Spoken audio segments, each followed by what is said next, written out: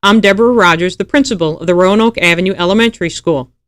If we are to stand behind the mission statement of our school district, we must provide our students with an atmosphere and learning environment that can inspire and academically empower all students to become tomorrow's leaders. We must provide them with an environment that fosters integrity, creativity, and respect to ensure that our students become successful contributing citizens in a global community. The Roanoke Avenue Elementary School is the oldest building in our district, built in the 1920s. A lot has changed in education since the 20s. This building, which was built as a high school and public library, does not meet the needs of our elementary school children. Currently, we use our auditorium for 3 teaching areas. This is not ideal, to say the least. Our children deserve adequate rooms in order to learn and grow. The average size of our classrooms is about 33% smaller than the classrooms in the other elementary schools. The property at Roanoke is not adequate for additional building or expansion.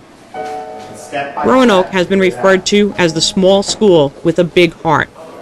That big heart beats because of this community and our dedication and commitment to our children. It does not beat because of a facility. We must keep our commitment and do our part to support the best possible learning environment for our children. Just for a moment, let us consider the route our children must take in order to participate in physical education class. After walking down 1, 2, or 3 flights of stairs, they must walk through a storage area and past a student bathroom, only to continue their descent to the basement, which also houses all of the mechanical equipment for the building, including the boiler room and fan room. Simply stated, if not now, then when? If not us, then who? Thank you. I'm David Enos, Riley's principal. What you are about to see are examples of overcrowding at Riley, which seriously impacts student learning. This is a support class in a converted closet with no windows and pumped-in air. We have 3 other spaces like this one in our building. The proposed expansion project will eliminate them. This is lunch and what will be a jammed cafeteria for 5 lunch periods. As you can see as the camera scans, there are 3 daily events: lunch, a literacy group, and a support program, which are all taking place within feet of each other with enough noise to distract from student learning.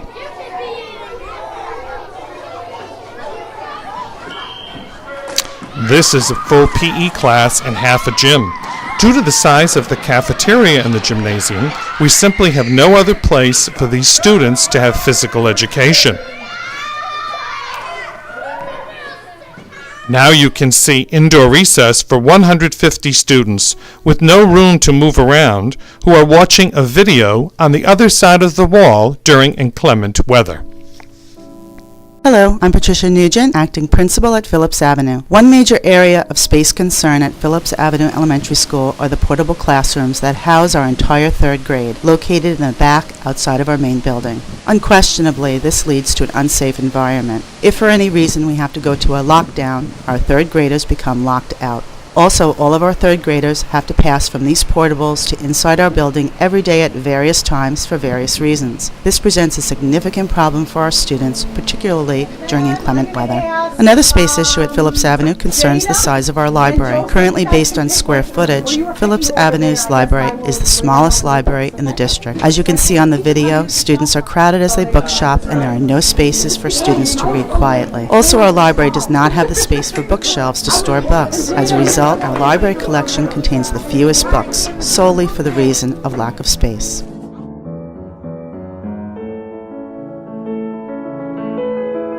Hello, my name is Phil Kent, and I am the principal of the Aquabog Elementary School. I'd like to briefly share with you one of the major concerns at the Aquabog School.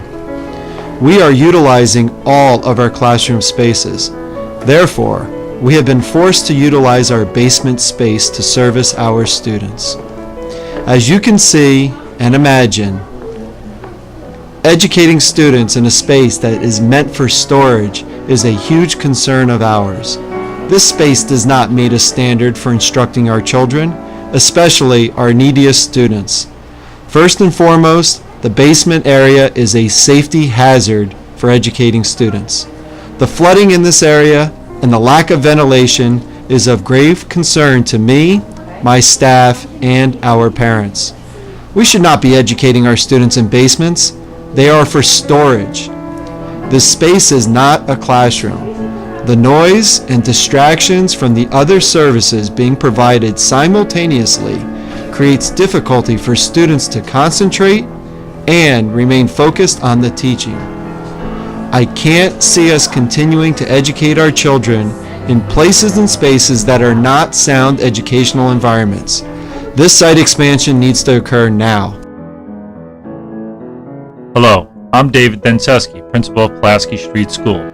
Some of the most outstanding space problems that exist at Pulaski Street School are seen in this clip. This is the original kitchen and cafeteria that was built in 1938 for a 500-student high school, where the majority of high school students left for lunch each day. We presently serve 682 5th and 6th graders.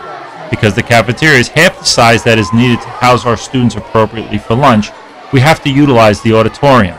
Many times in the auditorium, music lessons on the stage conflict with lunch.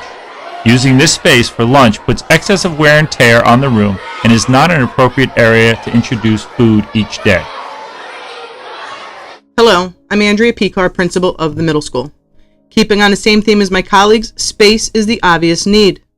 Successful middle school programs and students need appropriate space.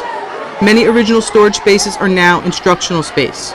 Because of this, our hallways are currently used as storage areas.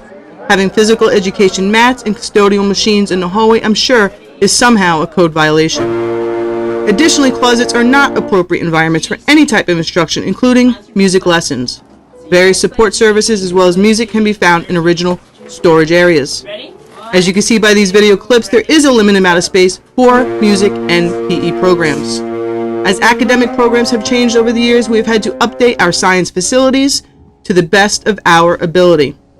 This is an attempt to create required plumbing in a room that was not originally a science lab.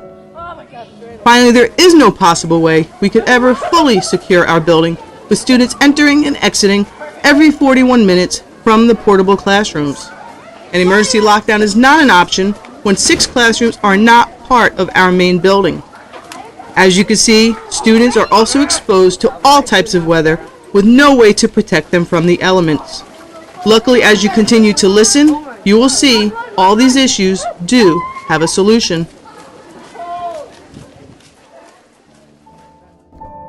Hello, I'm David Zimbler, principal of Riverhead High School. You are currently viewing a science class. You are viewing a classroom that no longer has an adequate water supply or sinks to conduct science laboratories. Science rooms at the high school are not physically structured to meet the needs of a science student academically. Our classrooms have had problems regarding gas lines, electricity, and technology.